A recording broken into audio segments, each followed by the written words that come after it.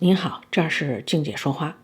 这棵蝴蝶兰长了2个高芽儿，前段时间没忍住把它们摘下来了。话说这已经是1个月之前的事情了，当时是1月份，是夏季的中间那个月。之所以在那会儿摘呢，是想着说趁着温度还不错，高芽摘下来之后呢，可以有比较长的时间去生长。那到过冬的时候，它可能相对就强壮一些了，所以就摘了。现在回头看，摘高芽的方法还行，既把高芽摘下来了，又保住了这些花儿。之所以这么说，是因为高芽生长的位置比较刁钻，长了高芽的那个花梗的顶端还有花儿。最简单的摘取方法是直接把花梗剪断，但这样那个花儿也就跟着剪下来了。这个品种的续花性非常好，我不太想剪断老花梗，既想留着目前的花儿，也想留着现在这个老花梗，只想把高芽摘下来。如此一来，摘高芽就有难度了。其实这也是我有点着急把高芽摘下来的原因之一，因为有难度有挑战嘛，就有点跃跃欲试了。那我们就来看看我是怎么挑战这个难度的。它的这2个高芽是它自发长的，在原本要开花的位置上出来的是苗。高芽的生长速度挺快，尤其是长根儿，看这个叶子只有1片，根儿倒不止1条了。看了一下，我们先来摘高处的这个吧。还是老规矩，摘之前工具消毒，高芽周围最好也喷一点酒精杀杀菌。我是打算把它剪下来，因为这个高芽非常小，我特意去找了一个很小的剪子。即便已经是把很小的剪子了，发现还真不好剪，因为这个苗太小了，生怕把这苗给剪散了，就是根啊叶儿就分家了。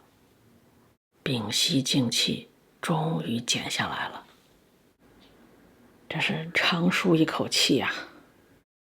看它的伤口，相对于根儿和茎来说还挺大的，所以这个高芽摘下来之后，第一个要注意的就是它的伤口。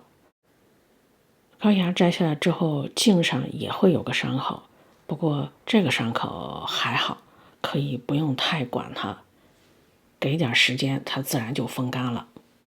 我们再来看第2个高芽，这个高芽比刚才那个还有难度。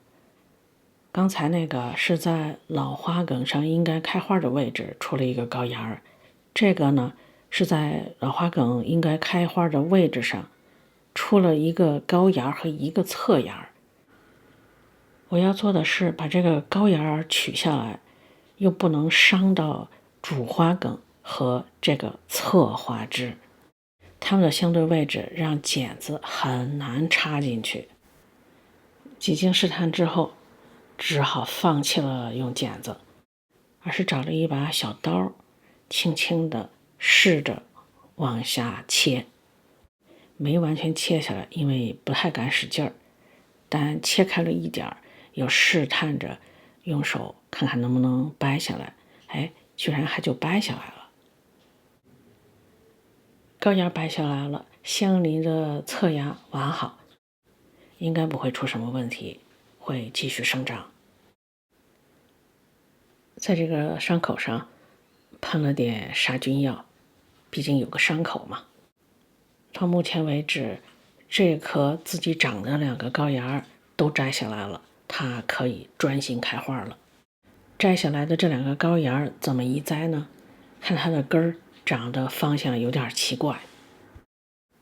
观察之后，我决定这样，找一个浅盘和一套杯子，容器里喷了一点酒精消毒，把2个高芽分别放进去，先晾干。放进去的时候注意伤口，不要贴着容器壁。我找了这2个不同的容器，是根据它们根和叶的相对位置，来决定的。之后我是打算水培，不过目前因为它们有伤口，所以要先晾根，晾到伤口有点干爽之后再开始水培。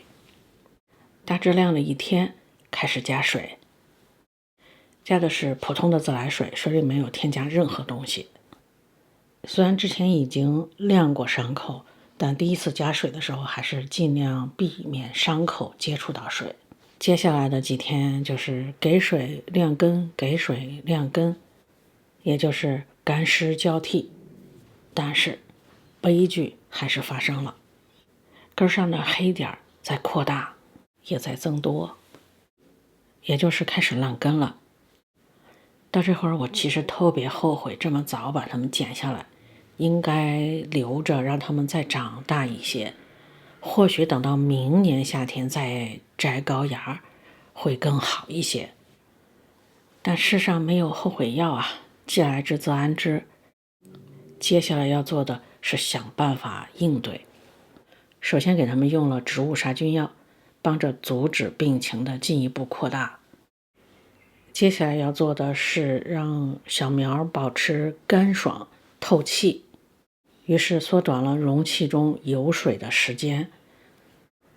但是苗太小，它本身存储的水不多，所以不是很抗折腾，又不能让它太干，这个真是个难题呀。就小苗本身来说，它需要高湿，它的根最好常常能够泡到水，但如此一来，根会烂得更快。但如果水不足，它会干坏。所以到底是让它干坏还是烂坏呢？哎呀，这个有点难取舍。在我的纠结之下，它们就成了现在这个样子。在这个过程当中，我选择了让它们以干为主。我说的这个干呢，是根尽量不接触水，不泡水，因为我也有尝试着，即便放上一点点水，那个根烂的速度会明显的加快。所以有段时间我就每天只喷一点水，大部分时间就让它干着，那样能稍微好一点。但是实在是太麻烦了，有时候太干，一天要喷好几遍。